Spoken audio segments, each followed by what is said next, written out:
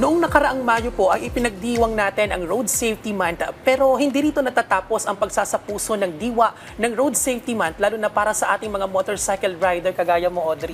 Kaya naman upang bigyan tayo ng kalaman patungkol sa prevention of road accidents. Kasama po natin ngayong umaga ang Marketing Committee Chairperson ng Motorcycle Development Program Participants Association o MDPPA na si Sir Tony Boy Acuesta. Magandang umaga po sa inyo. Good morning At po. welcome sa Rise and Shine Pilipinas. Rise and Shine Pilipinas, magandang umaga po. Sir Ben and of course Sir Audrey.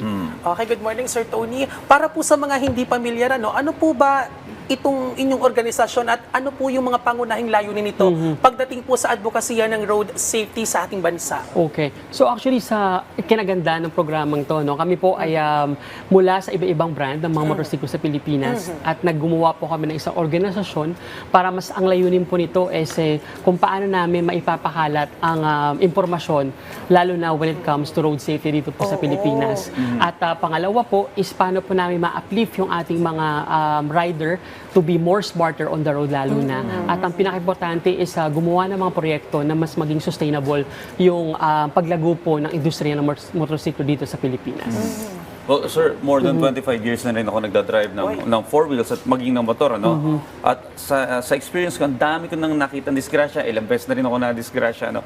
At every day sa kalsada, halos kakabahan ka dahil nga anytime pwedeng may mangyari sa'yo kung kahit gaano ka kaingat kapag ang masasalubong mo ay medyo risk taker kung tawagin. So, ano po ba yung mga strategies ng inyong grupo na pwedeng makatulong na maging effective sa paglutas ng kaligtasan sa kalsada?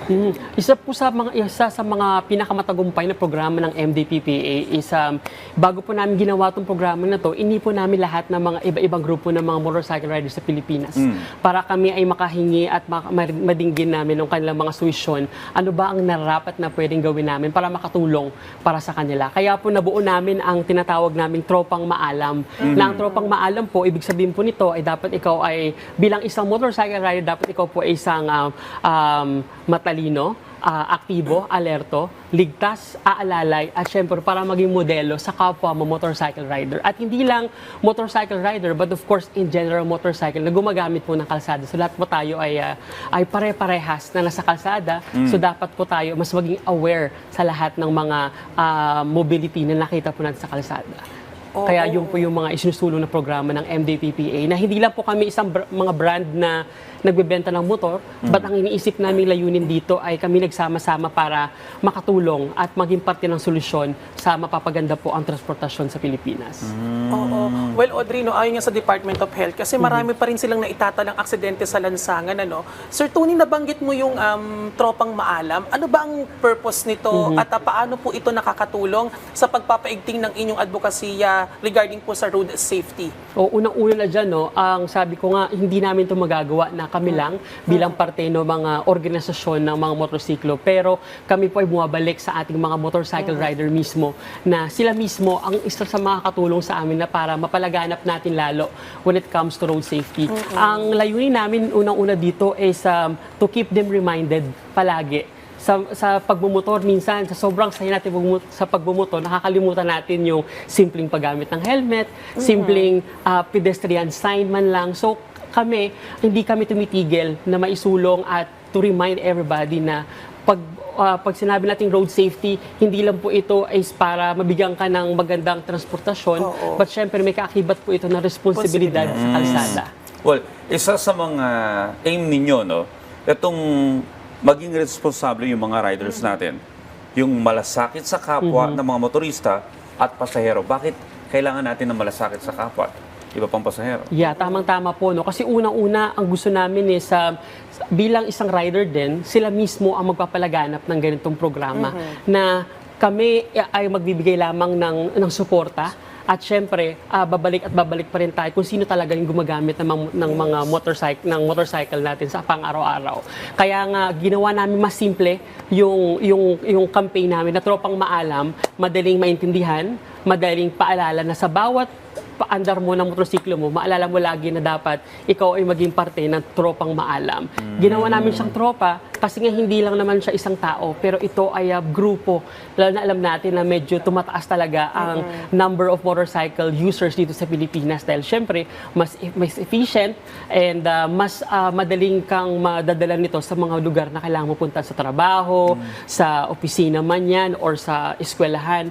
So para sa amin po, malaking programa na malaman namin ang mga gusto ng ating mga motorcycle rider para kami din po ay makagawa ng programa na mas makakatulong sa kanila para for road safety. At syempre, lahat ay magiging aware about hindi lamang mapapadali ang transportasyon, but syempre yung responsibilidad na kakibat ng pagiging isang motorcycle rider. Ayan. Maganda yung sinabi ni Sir Tony na maging responsable sa pagmamaneho para maiwasan yung aksidente sa lansangan. Sir Tony, pag-usapan naman natin yung riding community dito sa Pilipinas.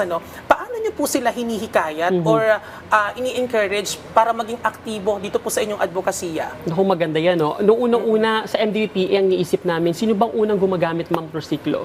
Basically, yung mga everyday commuter natin na sawa na rin sa pag-commute lang, but gusto nila mas mapapadali ang kanilang pagpunta sa trabaho at sa mga eskwelahan. So, ginagawa namin, ang prioridad muna namin dito is yung mga ating motorcycle user talaga or motorcycle rider. Sila ang una naming inihikayat maging parte ng programang to. Pangalawa is syempre yung ating mga estudyante na sa panahon ngayon, hindi pa lahat is talagang merong motorcycle na ginagamit. Pero for the next 5-10 years, sila ay magiging motorcycle user natin. So gusto namin na mas maaga, alam na kaagad nila kung ano yung mga dapat nilang tandaan, lalo na mga basic road signs natin sa Pilipinas na makakatulong at sila din isa sa mga bagong magiging motorcycle rider natin in the future. So pinagsasabay namin ng programa na to. Kaya may mga partner din po kami ng mga universidad, lalo na mga senior high school students natin na mas makakatulong sa amin. Naniniwala kami na ang mga kabataan ngayon is malaking impluwensya para sa ating lahat. So sila din ang magiging ating future rider. So mas maaga, mas bibigyan namin sila ng magandang impormasyon with the proper road signs natin. Yan ang maganda, no? Sumali sila sa tropang maalam. Maalam. Kasi ang dami kong kilala, tropang mayabang eh. Alam niyo yun, pag nagmumotor, may mga naka-superman pa, ang iingay ng tambucho, walang pakialam kung makadisgrasya. Doon tayo sa may maalam para hindi ka makakadisgrasya at hindi ka rin madidisgrasya. Yes. Alright, maraming salamat po Mr. Tony Boy Acuesta sa inyong ibinahagi sa amin ngayong umaga ukol sa road safety. Magandang usapin po ito, lalo na sa ating mga motorista ngayong tag-ulan.